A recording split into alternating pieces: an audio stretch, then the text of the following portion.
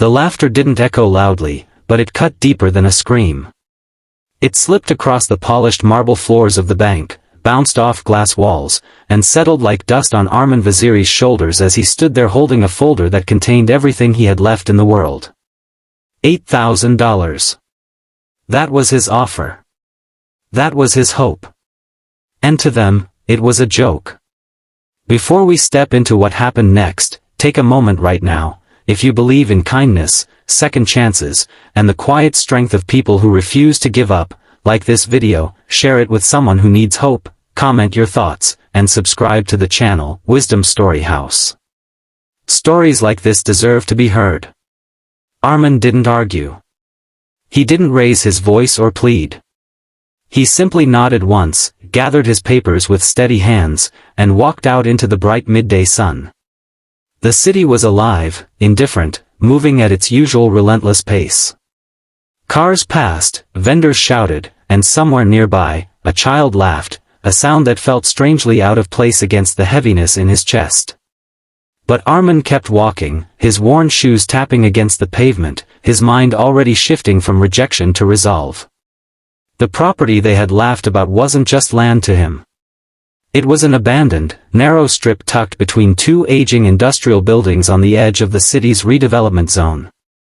Most people saw rusted fences, cracked concrete, and overgrown weeds.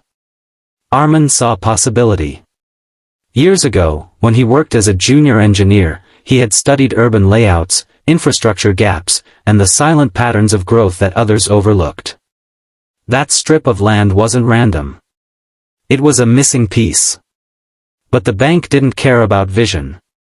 They cared about numbers, and to them, his $8,000 was an insult compared to the potential bids from developers with deeper pockets.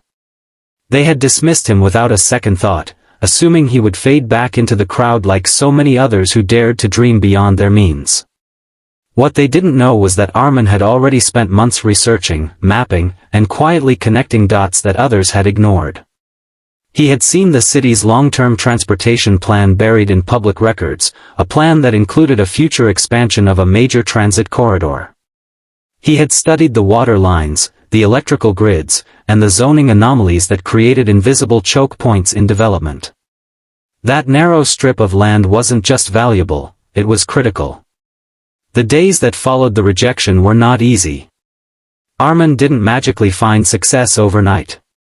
He returned to his small apartment, where peeling paint and flickering lights reminded him daily of how close he was to losing everything. He skipped meals, stretched every rupee, and spent long hours poring over documents, refining his understanding of what he was up against. Doubt crept in often, whispering that maybe the bank was right, that maybe he was chasing something too big for someone like him. But then there were moments, small, quiet flashes of clarity, when everything aligned again. He would trace the lines on a map, calculate the flow of future traffic, and feel that same certainty return. The land mattered.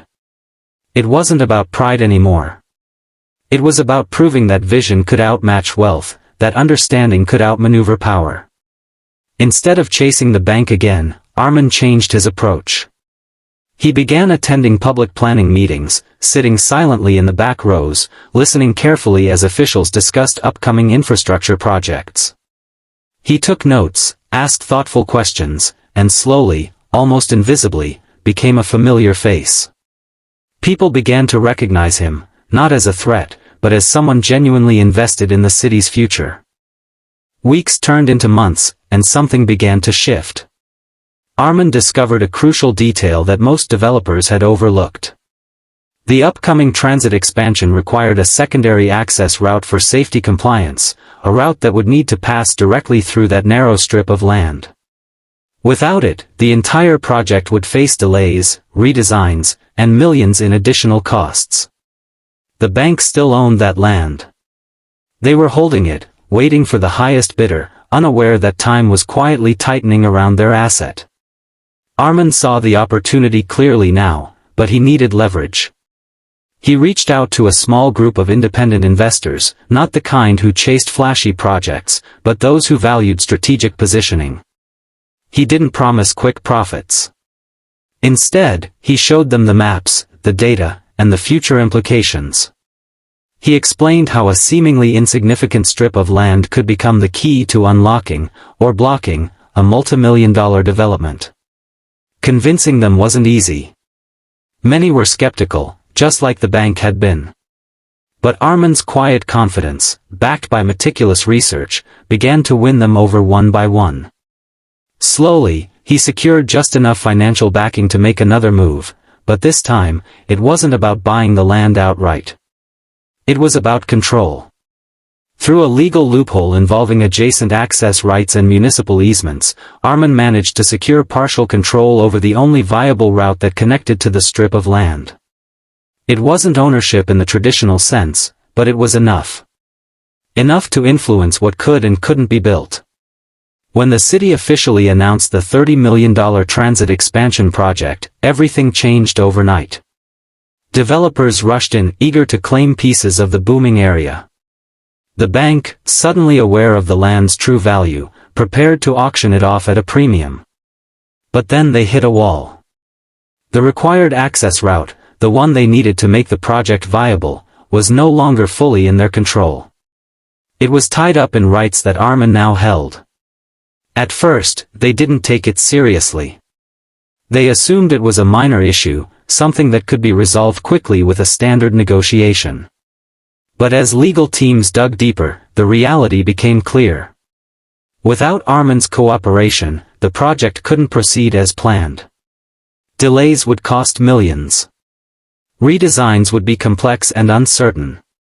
The same bank that had laughed at his $8,000 now found itself facing a decision it never expected. They had power, resources, and influence, but Armin had something they didn't. He had positioned himself exactly where they needed him most. The meeting that followed was very different from the first. The same polished floors, the same glass walls, but this time, the atmosphere was heavy with tension instead of amusement. Armin walked in wearing the same modest clothes, carrying a different kind of weight. Not desperation, but certainty. They didn't laugh this time. They listened. Armin didn't gloat. He didn't remind them of how they had dismissed him. Instead, he laid out a proposal, one that was fair, strategic, and rooted in long-term value rather than short-term gain. He offered cooperation, but on terms that recognized the importance of what he had built. It wasn't just about money anymore.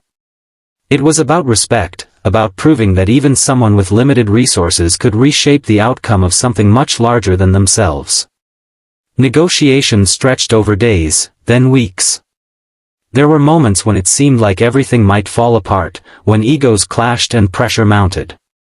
But Armin held his ground, guided by the same quiet determination that had carried him from rejection to this moment.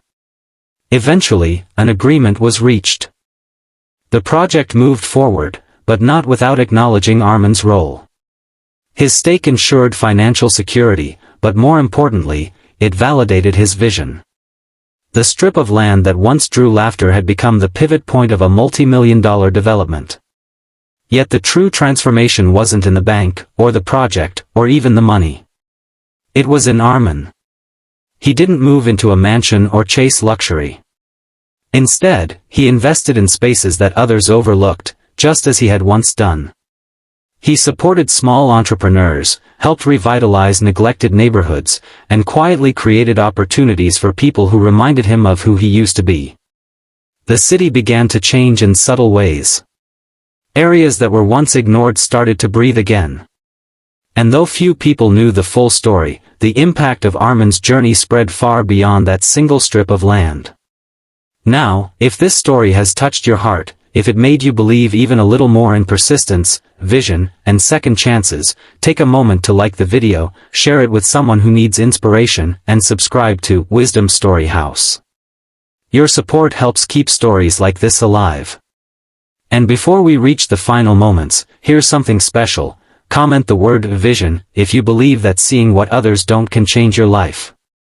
In the end, what made Armin's story powerful wasn't the reversal of fortune or the irony of the bank's position. It was the quiet, relentless belief that even when the world laughs at you, you don't have to laugh along. You can walk away, build something unseen, and return not with anger, but with undeniable truth. Because sometimes, the smallest offer carries the biggest vision. And sometimes, the person everyone overlooks is the one who changes everything.